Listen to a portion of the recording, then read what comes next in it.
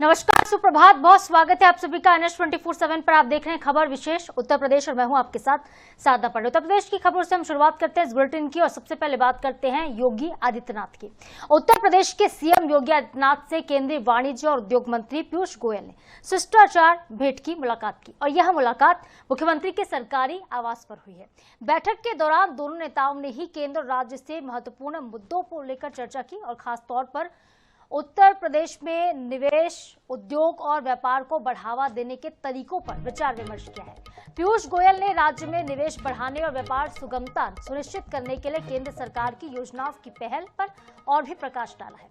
मुख्यमंत्री योगी ने उद्योग, व्यापार और निवेश को लेकर राज्य सरकार की योजनाओं की जानकारी उनको दी है और इस भेंट को राज्य केंद्र समन्वय और निवेश को प्रोत्साहित करने की दृष्टि से काफी महत्वपूर्ण माना जा रहा है। तो भेंट मुलाकात के बाद की तस्वीर आप देख रहे हैं। निवेश, उद्योग को लेकर बातचीत हुई है। राज्य और केंद्र के बीच किस तरह से समन्वय को ठीक किया जाए, इसको लेकर भी विचार विमर्श किया गया है। सीएम योगी से मिले हैं केंद्रीय मंत्री पीयूष गोयल।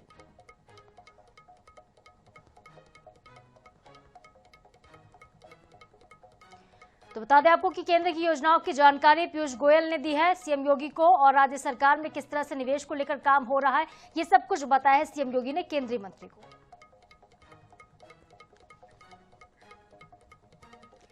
उत्तर प्रदेश के मंत्री कपिल देव अग्रवाल ने हैदराबाद में पूर्व सीएम अखिलेश यादव के बयान पर निशाना साधा। उन्होंने कहा है कि ये बयान केवल भ्रम फैलाने के लिए दिया गया है। मंत्री ने कहा है कि यूपी सरकार विकास और सुशासन पर काम कर रही है, युवाओं के लिए कौशल विकास और रोजगार के अवसर बढ़ा रही है, लेकिन समाजवादी पार्टी के नेता युवाओं में भ्रम फैलाने का काम कर रहे हैं।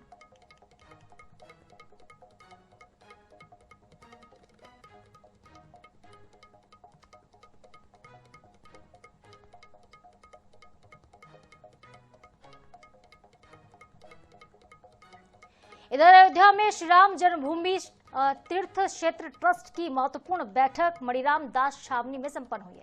बैठक की अध्यक्षता ट्रस्ट के अध्यक्ष महंत नित्य गोपाल दास ने की और 31 दिसंबर को होने वाली द्वादश प्रतिष्ठा आयोजन को लेकर कई अहम निर्णय भी लिए गए। ट्रस्ट के महासचिव चंपत राय ने बताया कि 27 से लेकर 31 दिसंबर तक 5 दिवसीय धार्मिक अनुष्ठान आयोजित होंगे, जिसका संचालन जगत गुरु माधवाचार्य करेंगे और इस दौरान संगीतमय रामकथा, भक्ति संगीत के कार्यक्रम भी होंगे। कार्यक्रम में अनूप जलोटा आएंगे, सुरेश वाडेकर पहुंचेंगे और तृप्ति शाक्य अपनी प्रस्तुतियां देंगी। रक्षा मंत्री राजनाथ सिंह और मुख्यमंत्री योगी इसमें शामिल होंगे। तो महत्वपूर्ण आयोजन को लेकर बैठक की गई है और आयोजन की जानकारी भी दी गई है। 27 से लेकर 31 दिसंबर तक अनुष्ठान किए जाएंगे। तीर्थ क्षेत्र ट्रस्ट की बैठक हुई। मणिराम दास छावनी में इसका आयोजन किया गया था। महंत नित्य गोपाल दास ने इस बैठक की अध्यक्षता की, जिसमें फैसला किया गया है कि 31 दिसंबर को द्वादश प्रतिष्ठा कार्यक्रम आयोजित किया जाएगा और 5 दिन तक, इनकी 27 से लेकर 31 तारीख तक विशेष अनुष्ठान होंगे अयोध्या के श्री राम मंदिर में।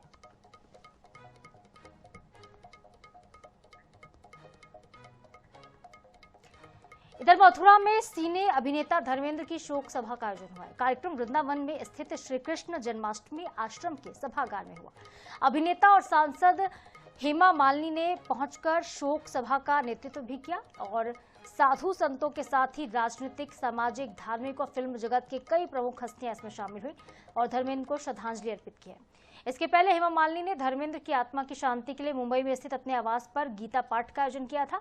शोक सभा में श्रद्धालु और प्रशंसकों ने अभिनेता के जीवन और उनके योगदान पर विचार विमर्श किया, उन्हें याद भी किया।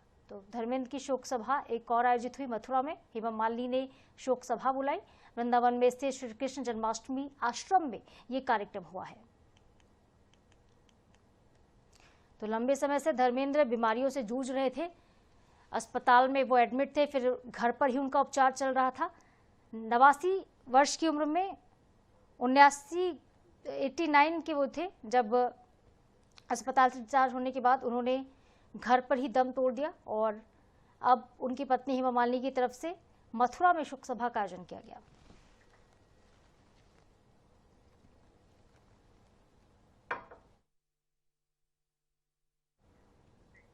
इधर काशी विश्वनाथ धाम के नवीनीकरण की चतुर्थ वर्षगांठ पर विशेष धार्मिक अनुष्ठान का आयोजन किया गया। मंदिर न्यास की तरफ से डिप्टी कलेक्टर शंभू शरण ने हवन पूजन संपन्न किया।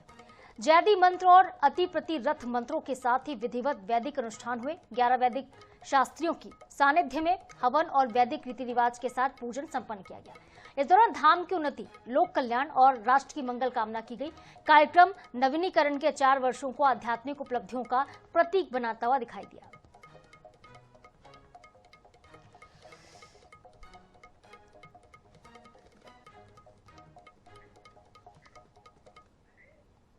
अगली खबर हरदोई से होगी, जहां पे महिलाओं की सुरक्षा को लेकर गंभीर आरोप सामने आ गए। जिला परियोजना कार्यालय में तैनात नवनियुक्त मुख्य सेविका ने लिपिक कमल कुमार पर यौन शोषण, बेड टच करने और पीछा करने जैसे गंभीर आरोप लगाए हैं। पीड़िता का कहना है कि आरोपी ने दफ्तर में दबाव बनाया और धमकियां भी दी। 8 दिसंबर को रेलवे स्टेशन पर आरोपी ने सरेआम उसका हाथ पकड़ लिया। मामले से नाराज होकर आंगनबाड़ी की कार्यकर्ताओं ने कोतवाली का घेराव कर दिया और एफआईआर के साथ ही गिरफ्तारी की मांग की।